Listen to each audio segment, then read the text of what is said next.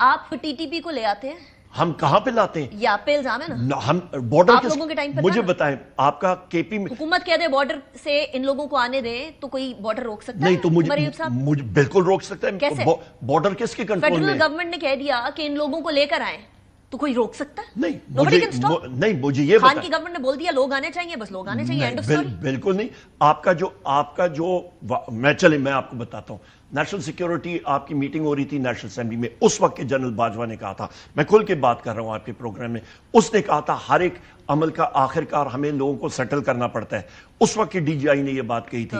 تو اس وقت کے ڈی جی آئی کے بارے میں تو آپ کو نہیں، تو پھر اس وقت کے آرمی چیف کے بارے میں بات کریں نا. things might expand. نہیں چلیں ایکسپینڈ کریں نا. مجھے ایک بات کا جواب چلیں مجھے یہ نہیں آپ بالکل درست فرما رہے ہیں. میں بات آپ درست فرما رہے ہیں کہ اس ٹائم پر اگر یہ سارا کنسنسس ڈیولپ ہو رہا تھا تو باقی پولیٹیکل پارٹیز کو بھی تو ان سرکل لینا چاہیے. آپ آج ڈیمانڈ کر رہے ہیں کہ ہمیں ہر چیز میں ان سرکل لیا جائے. وہاں پہ آپ نے تو کچھ نہیں لیا. وہاں پہ اسی سیناریو کے اندر ساری پولیٹیکل پارٹیز نیشنل اسمبلی کے اندر بیٹھی تھی. سب نے ہاں بولی تھی، لبیک بولا تھا. ساری کی ساری بیٹھی تھی. اور میں یہ بھی اس ٹائم پہ بھی سب کہہ رہے تھے، میرے اپنے پروگرام کے اندر لوگ کہہ رہے تھے دوسری جماعتوں کے کہ ٹی ٹی پی کو ہم کسی طریقے سے معاف نہیں کر سکتے، نہیں کرنے دینا چاہیے. ٹی ٹی پی کی بات ہی نہیں، میں بات کر رہا ہوں کہ بارڈر کس کے کنٹرول میں ہے. بارڈر کوئی کے پی کے پٹواری یا بلوچستان کے پٹواری کے ہاتھ میں تو نہیں ہے نا. کہہ دے وہاں پہ سیکیورٹی فورسز بیٹھ گئے. Security forces are under the federal government.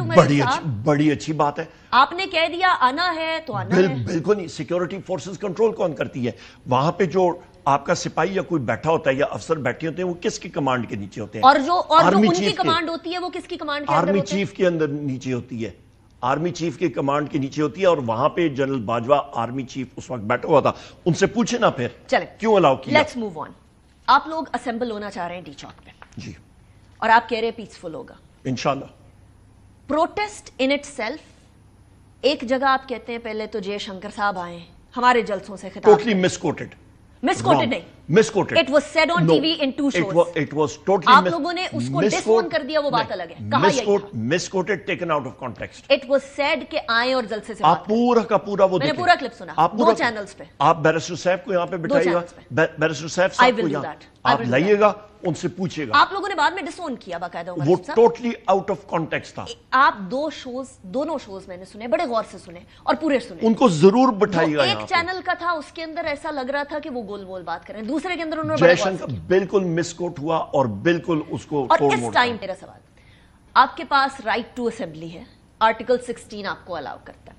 آپ کے پاس رائٹ ٹو اسمبلی کے اندر اسی کانسٹیٹیوشن میں لکھا ہے، آپ کہتے ہیں کہ ہمارا یہ حق ہے کہ ہم کہیں جا کے احتجاج کریں.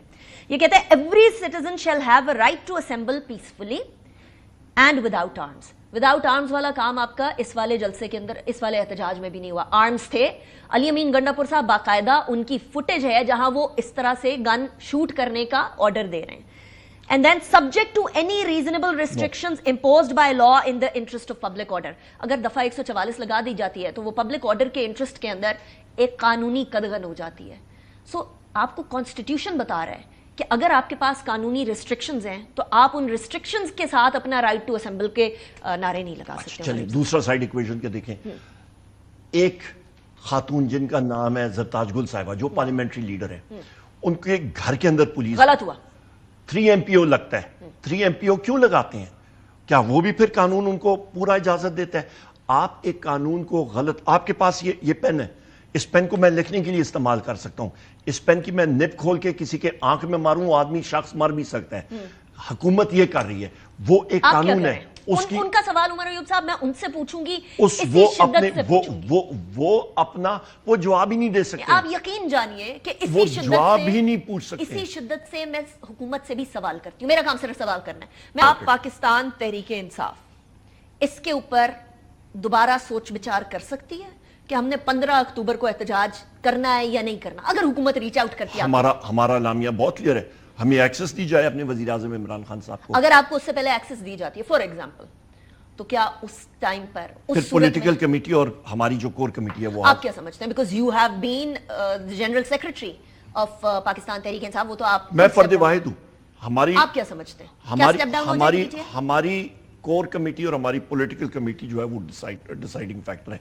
پی ٹی آئی میں فرد واحد کچھ نہیں ہے, پی ٹی آئی میں کلیکٹیو ڈیسیجن میکنگ ہوتی ہے, اور پی ٹی آئی میں اس لیے ہمارا جو مجھے تو لگا جیسے فرد واحد خان صاحب بس وہی ہوتے ہیں. نہیں, ہمارا بالکل, ہم لوگ ان کو مانتے ہیں, تو پولیٹیکل ڈیسیژن سنا ہوا ہے نا, نہیں, پر ان کا میری سب سے اہم بات یہ ہے کہ انہوں نے کیا کیا, ان کا خیال تھا کہ جی یہ ہر چیز سے وزیراعظم عمران خان صاحب کو کٹ آف کر دیں گے, پارٹی ڈس فنکشنل ہو جائے گی. اچھا, یہی بات کسی زمانے میں پی ایم ایل این آپ کے ٹائم پہ کہتی تھی نا, ان کا ارادہ ہے کہ ہم پہ کاٹا لگا دیں, کاٹا نہیں لگا.